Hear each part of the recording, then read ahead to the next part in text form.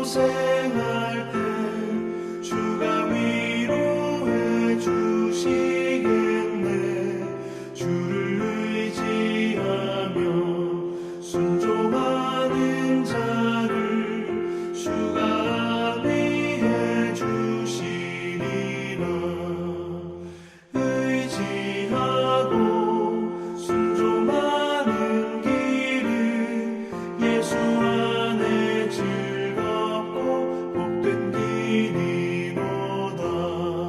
남의 짐을 지고 슬픔 위로하면 주가 상급을 주시겠네.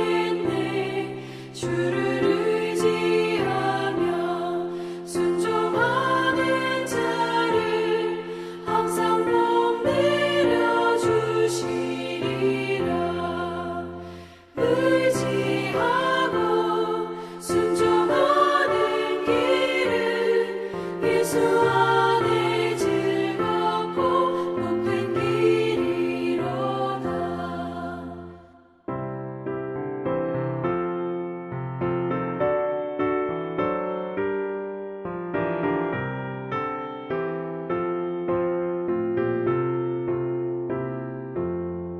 우리 받은 것을 주께 다 드리며 우리 기쁨이 넘치겠네. 주를 의지하며 순종하는 자를 은혜 풍성케 하시리라. 의지하고 순종하는 길은 예수 안에 즐겁고 복된 길이로다. 주를 힘입어서 말씀 잘 배우고 주를 모시고 살아가세. 주를 의지하며 항상 순종하면 주가 사랑해 주시리라. 의지하고 순종하는 길은 예수 안에 즐겁고 복된 길이로다.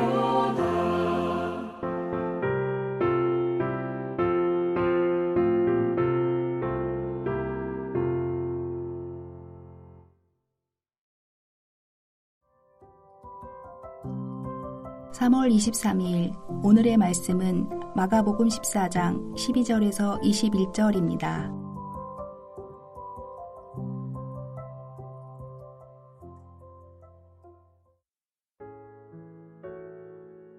무교절의 첫날 곧 유월절 양 잡는 날에 제자들이 예수께 여짜오되 우리가 어디로 가서 선생님께서 유월절 음식을 잡수시게 준비하기를 원하시나이까 하매 예수께서 제자 중에 둘을 보내시며 이르시되 성내로 들어가라.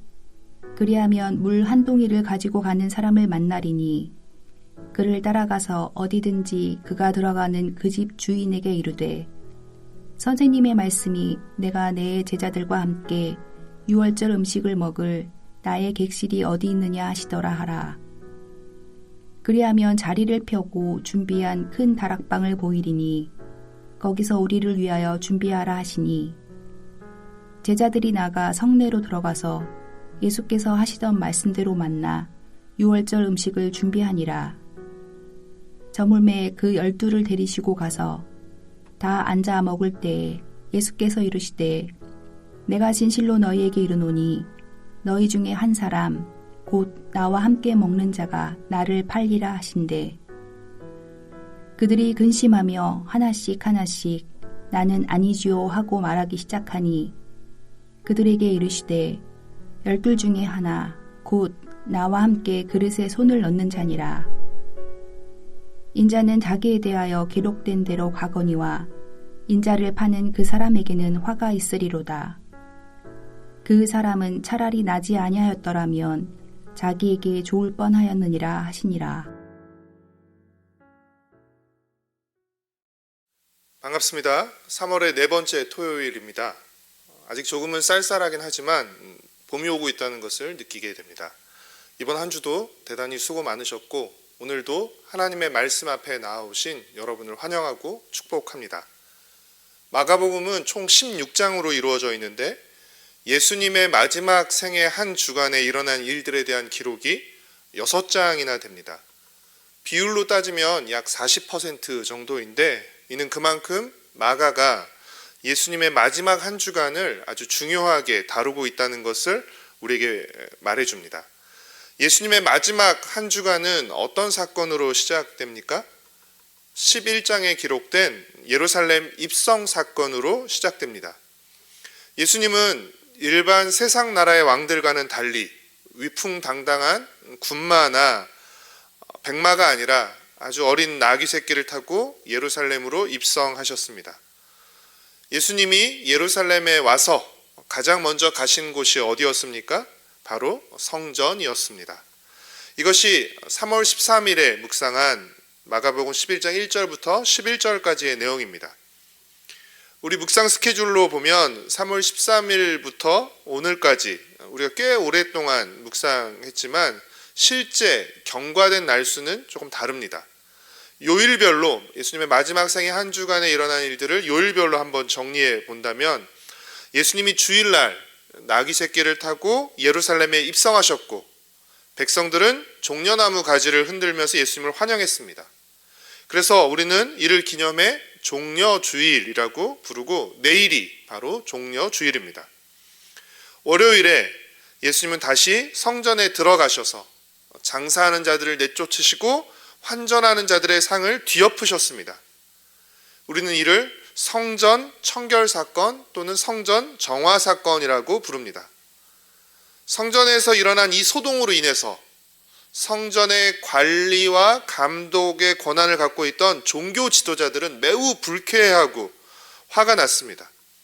그래서 다음 날 화요일에 대제사장과 서기관들, 바리새인과 헤롯 당, 또 사두개인들, 율법학자들이 총 출동해서 성전에서 예수님과 논쟁을 벌입니다.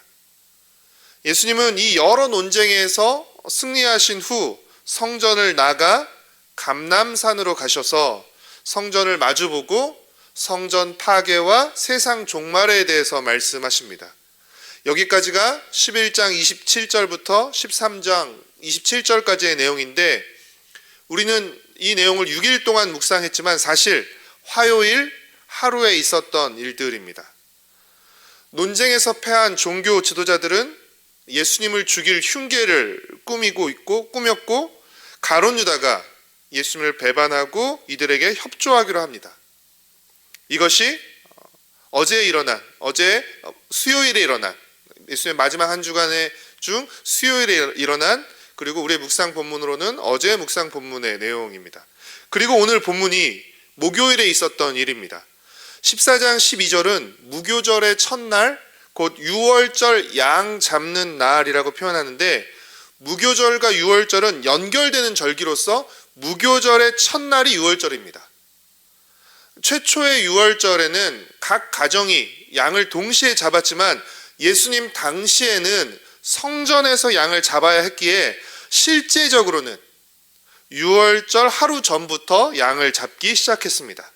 그렇기에 유월절 양 잡는 날은 실제적으로는 유월절 전날, 무교절 전날이라고 할 수 있습니다.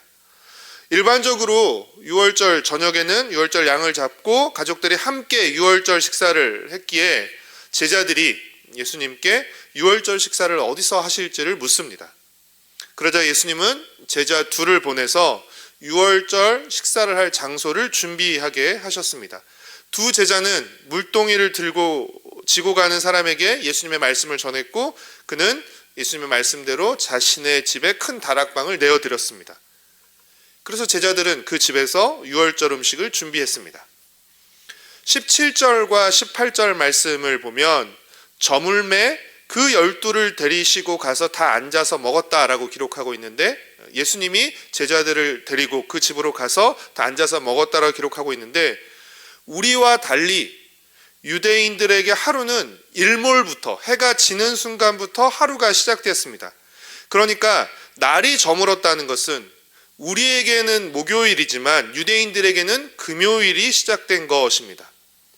이 무명의 집 주인이 내어드린 큰 다락방에서 제자들과 함께, 예수님이 제자들과 함께 유월절 식사를 하시는데, 이 유월절 식사가 최후의 만찬이고 또 최초의 성만찬이 됩니다. 아마도 많은 분들이 레오나르도 다빈치의 최후의 만찬이라는 그림을 한 번쯤은 보셨을 텐데, 당시 유대인들은 그 그림과는 달리 테이블에 앉아 식사하지 않았습니다. 테이블에 앉아 식사하지 않고 바닥에 비스듬히 바닥에 기대어 앉아서 식사를 했습니다. 성경이 기록되었을 당시와 성경을 읽는 우리 사이에 굉장히 많은 시간적인 문화적인 간격이 있기 때문에 우리는 성경을 읽을 때 그 점을 생각하면서 읽어야 되고, 또 그 간격을 메울 수 있는 여러 자료들, 또 도움을 받으며 성경을 읽고 이해합니다.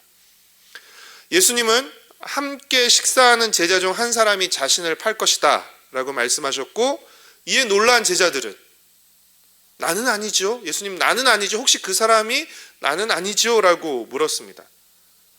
유다도 설마 예수님이 자신이 배반한 걸 알겠어? 라고 하면서 나는 아니지요? 라고 물었을지 모르겠습니다. 예수님은 분명 함께 식사한 그들 중 한 명이 자신을 배반할 것이라고 하면서 오히려 자신을 배반하고 팔아넘기는 그 제자를 향해 예수님의 연민을 드러내십니다. 21절 말씀입니다. 인자는 자기에 대하여 기록된 대로 가거니와 인자를 파는 그 사람에게는 화가 있으리로다. 그 사람은 차라리 나지 아니하였더라면 자기에게 좋을 뻔하였느니라 하시니라. 유대인의 입장에서는 해가 졌으니까 금요일, 그러나 지금 우리의 달력으로 보면 목요일 저녁에 최후의 만찬을 하시고, 우리가 이어서 계속 묵상하겠지만 겟세마네 동산에서 밤늦게 기도하시다가 한밤중에 체포되십니다.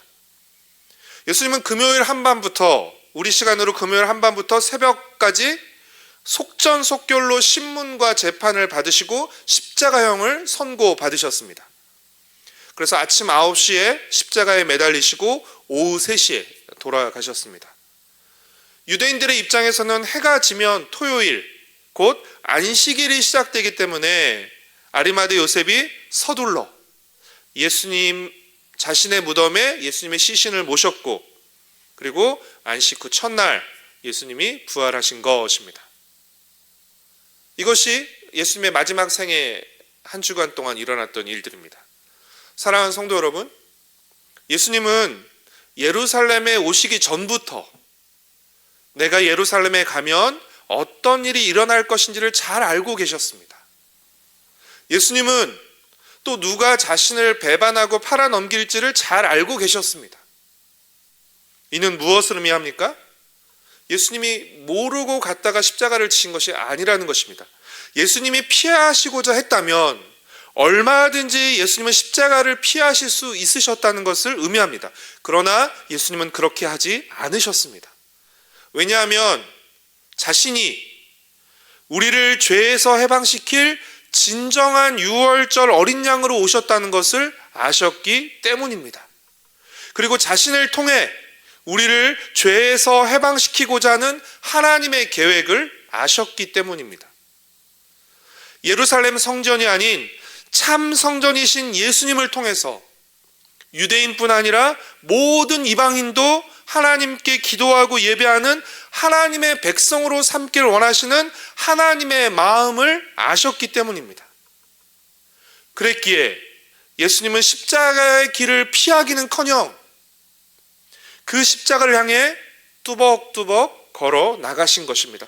그 덕분에 그 예수님의 순종과 충성을 통해서 우리가 죄에서 구원받고 하나님의 백성이 되어 하나님을 섬기고 있는 것입니다. 예수님을 모퉁이돌로 하는, 머릿돌로 하는 그 새로운 성전 안에서 우리는 하나님을 섬기고 있는 것입니다.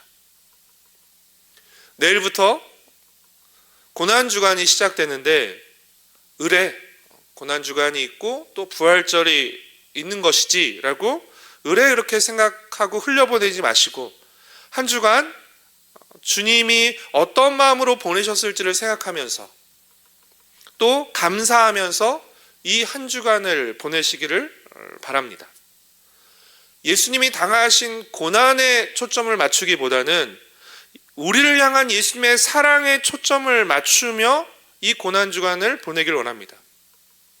특별히 고난주간 특별 새벽 부흥을 통해서 그 놀라운 사랑을 입은 우리가 어떤 모습으로 살아야 하는지, 그 사랑의 기대에 우리가 어떻게 부응하며 살아야 되는지를 생각하고 다짐하는 특별한 은혜의 한 주간이 되기를 축복하고 소망합니다.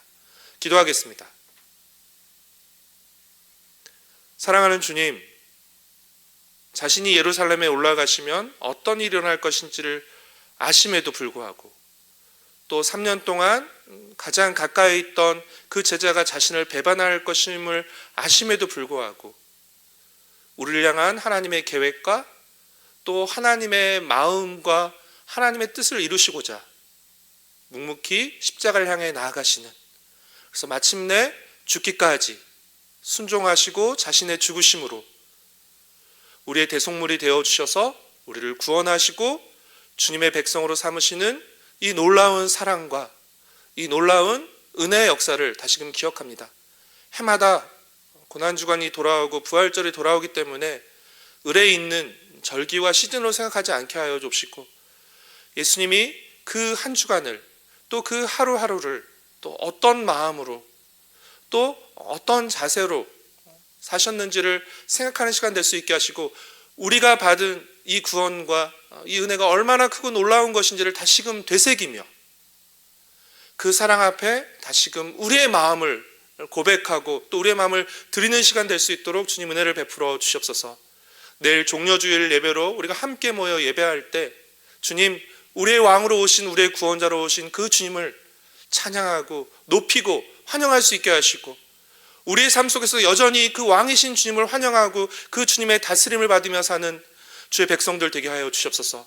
특별히 다음 한 주간 고난주간 특별 새벽 부흥회로 우리 온 공동체가 함께 주님 앞에 나가는데 사모하게 하시고 기대하게 하시고 새벽마다 부으시는 그 주님의 은혜를 우리가 덧입을 수 있도록, 그래서 우리의 심령이, 우리의 가정이, 우리 공동체가 다시금 주님 앞에서 바로 서는 또 다짐하는 놀랍고 복된 은혜의 시간이 되도록 주님 역사하여 주시옵소서. 감사드리오며 예수님의 이름으로 기도드렸습니다. 아멘. 하늘에 계신 우리 아버지여, 이름이 거룩히 여김을 받으시오며 나라가 임하시오며 뜻이 하늘에서 이루어진 것 같이 땅에서도 이루어지이다. 오늘 우리에게 일용할 양식을 주시옵고 우리가 우리에게 죄 지은 자를 사하여 준 것 같이 우리의 죄를 사하여 주시옵고 우리를 시험에 들게 하지 마시옵고 다만 악에서 구하시옵소서. 나라와 권세와 영광이 아버지께 영원히 있사옵나이다. 아멘.